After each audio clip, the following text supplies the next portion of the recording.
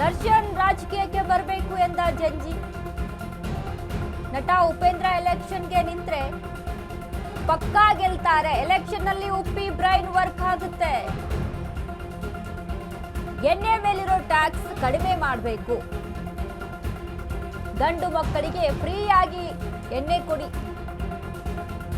ಇದು ಬೆಂಗಳೂರಿನ ಗಂಡ ಹೈಕ್ಳ ಮಾತು.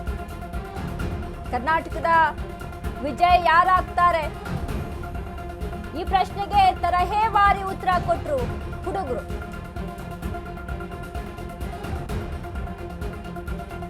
ರಾಜಕಾರಣಕ್ಕೆ ಡಿ ಬಾಸ್ ಬಂದ್ರೆ 100% ಗೆಲ್ತಾರೆ ಅಂತ ಹೇಳ್ತಾ ಇದ್ದಾರೆ. ದರ್ಶನ್ ರಾಜಕೀಯಕ್ಕೆ ಬರಬೇಕು ಎಂದ ಜಂಜಿಗಳು.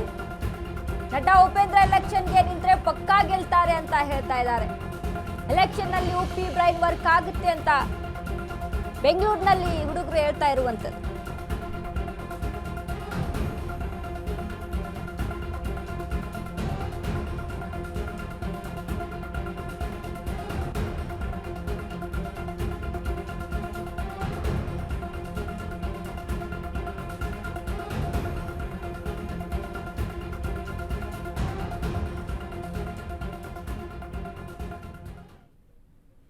ನಾವು ಮುಂಚೆನೆ ಕಾನ್ಫಿಡೆನ್ಸ್ ಇತ್ತು ರಿಸಲ್ಟ್ ಬರಕ್ಕಿಂತ ಮುಂಚೆ ವಿಜಯ್ ಗೆಲ್ತಾರೆ ಅಂತ. ಆ ಯೂಸ್ ಪವರ್ ನ ಯಾವುದೇ ಸ್ಟ್ರಾಂಗ್ ಪೊಲಿಟಿಕಲ್ ಪಾರ್ಟಿಯಿಂದನೂ ನಾವು ಮೆಜಾರಿಟಿಯಿಂದ ಗೆದ್ದಿದೀವಿ ಅಂಡ್ CM ಆಗ್ತಾ ಇದ್ದಾರೆ. ಅದು ತುಂಬಾ ಖುಷಿ ಇದೆ.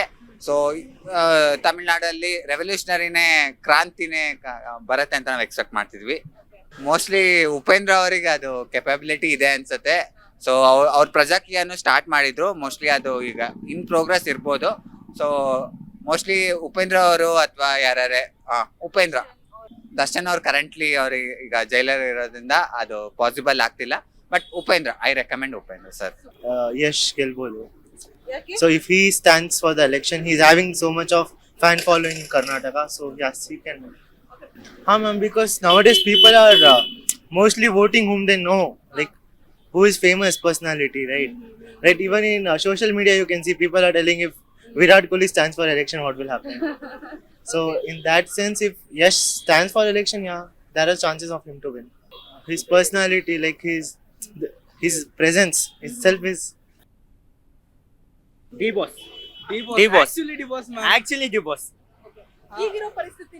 ಈಗಿರೋ ಪರಿಸ್ಥಿತಿಲಿ ಉಪೇಂದ್ರ ಸರ್ ಆದ್ರೆ ಇನ್ನೂ ಬೆಸ್ಟ್. ಕ್ರೇಜಿಯಾಗಿ, ಯಾಕಂದ್ರೆ ಅವ್ರಿಗಿರೋ ವಿಷನ್ಗೆ ಕರ್ನಾಟಕ ಅನದರ್ ಲೆವೆಲ್ ತಗೊಂಡೋಗೋ ಚಾನ್ಸಸ್ ಇದೆ. ಅವರು CM ಹಾಕೋ ಮುಂಚೆನೆ ವಿಧಾನಸೌಧ ಮುಸ್ತೀನಿ ಅಂದಿದ್ದಾರೆ. ನೋಡೋಣ ಯಾರಾದ್ರೂ ಹಿಂಗಾದ್ರೆ ಮೇ ಬಿ ನಾವು ಫ್ಯೂಚರ್ ನೋಡ್ಬೋದು. ಯಾಕಂದ್ರೆ ಪೊಲಿಟಿಷಿಯನ್ ಅಲ್ಲಿ ಕೂತ್ಕೊಂಡು ಮಾಡೋದು ಏನಿಲ್ಲ, ಬಿಲ್ ಪಾಸ್ ಮಾಡ್ತಾರೆ, ಟೈಮ್ ಪಾಸ್ ಮಾಡ್ತಾರೆ. ಅದ್ರ ಬದಲು ಇಲ್ವಾದ್ರೂ ಮಾಡ್ಬೋದು ಮ್ಯಾಮ್. ಟೈಮ್ ಪಾಸ್ ಆಯ್ತು ಮ್ಯಾಮ್. ಇವಾಗ ಕರ್ನಾಟಕ ಮೇಲೆ ಸಾಲ ಎಷ್ಟೈತೆ ಮ್ಯಾಮ್? 3 ಲಕ್ಷ ಕೋಟಿ ಮೇಲೆ ಐತೆ ತಾನೆ ಮ್ಯಾಮ್. ಆ ಸಾಲ ಎಲ್ಲ ಏನ್ ಮಾಡೋ? ಬಿಲ್ ಪಾಸ್ ಮಾಡೇ ತಾನೇ ಮಾಡಿರೋದು. ಒಂದ್ ಸಾಲ ಎಷ್ಟು ಮನ್ನಾ ಮಾಡೋರು ಹೇಳಿ ಮ್ಯಾಮ್, ನೀವ್ ಹೇಳಿ ಮ್ಯಾಮ್. ಆಯ್ತು ಮ್ಯಾಮ್, ನೀವ್ ಹೇಳಿದ್ರಲ್ಲ ವಿಜಯ್ ತಲಪತಿ, ಹಂಗೆ NTR ಕೂಡ ಒಂದು 9 months ಅಲ್ಲೇ ಕ್ರಿಯೇಟ್ ಮಾಡಿದ್ರಲ್ಲ ಹಿಸ್ಟ್ರಿ. ಬಟ್ ಇಂಡಿಯನ್ ಸೌತ್ ಇಂಡಿಯಾದಲ್ಲಿ ನೋಡ್ರೆ ಪೊಲಿಟಿಷಿಯನ್ಸ್ ದೇವ್ರ ತರ ನೋಡೋದೆ, ಪೊಲಿಟಿಷಿಯನ್ ಬಿಟ್ರೆ ಹೀರೋಸ್ನ ದೇವ್ರ ತರ ನೋಡ್ತಾರೆ. ಸೊ ಅದೇ ಫೇಮಲ್ಲಿ ನೋಡ್ರೆ ಕರ್ನಾಟಕದಲ್ಲಿ ಆ ತರ ಸ್ಟ್ರಾಂಗ್ ಕ್ಯಾಂಡಿಡೇಟ್ ಯಾರು ಬಂದಿಲ್ಲ ಮ್ಯಾಮ್. ಅಂದ್ರೆ ನಿಂತ್ರು ಗೆಲ್ಬೋದು ಅಂತ ಸ್ಟ್ರಾಂಗ್ ಕ್ಯಾಂಡಿಡೇಟ್ ಇಲ್ಲ. ಇಂಡಿಯನ್ ಇದ್ರಲ್ಲಿ ನೋಡಿದ್ರೆ ನಮ್ ಕರ್ನಾಟಕ ಮೇನ್ ಫೋಕಸ್ ಮಾಡ್ರೆ ಹೀರೋಗಳಿಗೆ ಫ್ಯಾನ್ ಬೇಸ್ ಐತೆ, ಫ್ಯಾನ್ ಬೇಸ್ ಇಲ್ಲ ಅಂತಿಲ್ಲ. ಡೈಯಾರ್ಡ್ ಫ್ಯಾನ್ ಬೇಸ್ಗಳು ಇದಾವೆ, ಮತ್ತೆ ಬೇರೆ ಇದು ಇದೆ. ಬಟ್ ಕರ್ನಾಟಕದಲ್ಲಿ ನಾವು ಬೇಕಾದ್ರೆ ನೋಡೋಂಗಿದ್ರೆ ಡಾಕ್ಟರ್ ರಾಜ್ಕುಮಾರ್ ಅವ್ರ ನಿಂತಿದ್ರೆ ಪಕ್ಕಾ ಗೆದ್ದಿರೋರು, ಹಿಸ್ಟ್ರಿ ಕ್ರಿಯೇಟ್ ಮಾಡಿರೋರು. ಐಡಿಯಾಲಜಿ ಮತ್ತೆ ನಾಲೆಡ್ಜ್ ಮುಖ್ಯ. ನಮ್ ಕರ್ನಾಟಕದಲ್ಲಿ ನಾಲೆಡ್ಜ್ ಇರೋರು ಜಾಸ್ತಿ ಇದಾರೆ ಅಂತ ನನ್ನ ಅಭಿಪ್ರಾಯ. ಇವಾಗ ನೀವು ಮಾಮೂಲಿ ಹೆಂಗೆ ದುಡ್ಡು ಖರ್ಚು ಮಾಡ್ತೀರಾ ಅದನ್ನ ವಾಪಸ್ ತಗೋಬೇಕು. ಇವಾಗ ವಿಜಯ್ ಕೂಡ ನೋಡಿ 8 ಗ್ರಾಮ್ ಗೋಲ್ಡ್, ಸೀರೆ, ಆಮೇಲೆ ಇದೆ ಫ್ರೀ ಆಗಿ ಕೊಡ್ತಾನೆ. ನಮ್ ಟ್ಯಾಕ್ಸ್ ದುಡ್ಡೇ ತಾನೇ ವಾಪಸ್. ಹ್ಞೂ ಮ್ಯಾಮ್, ಎಜುಕೇಶನ್ ಫ್ರೀ ಕೊಡ್ತಾನೆ. ಬಟ್ ನಮ್ ದುಡ್ಡೇ ತಾನೇ ಟ್ಯಾಕ್ಸ್ ತಗೊಂಡು ಕಟ್ಟೋದು. ಮತ್ತೆ ನಮ್ ದುಡ್ಡು ತಿನ್ಬಿಟ್ಟು ನಮ್ಗೆ ವಾಪಸ್ ಕೊಡಕ್ ಅವರೇ ಬೇಕಮ್ಮ. ಅದ್ರ ಬದಲು ನೆಮ್ಮದಿಯಾಗಿ ವಿತೌಟ್ ಯಾರ್ದು ಕೊಟ್ಟೆ ಅಪೇಕ್ಷೆ ಇಲ್ಲದೆ ಯಾರು ಮಾಡಿದ್ರೆ ಅವಾಗ ಒಂದು ಇದಾಗ